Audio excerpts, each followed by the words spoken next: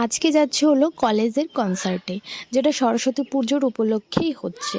তো বেলায় বেরিয়েছি, কারণ আমাদের বাড়ির থেকে কলেজটা অর্থাৎ হেলেঞ্চা অনেকটাই দূর। তার জন্য হেঁটে হেঁটে এখন যাচ্ছি, আসার পথে টোটোতে চলে আসব। দেখতে পাচ্ছ রাস্তার আশেপাশে কেউ নেই, কারণ আমি দুপুর টাইমে বেরিয়েছিলাম। অনেকটা পথ হেঁটে আসার পর অবশেষে পৌঁছে গেলাম।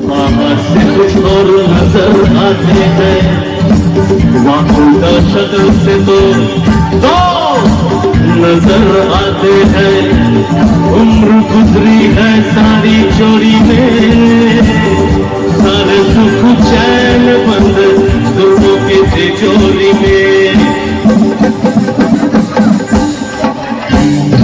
अब तो लगता है बस यही सपना राम राम जपना पड़ा अपना अब तो लगता है बस यही सपना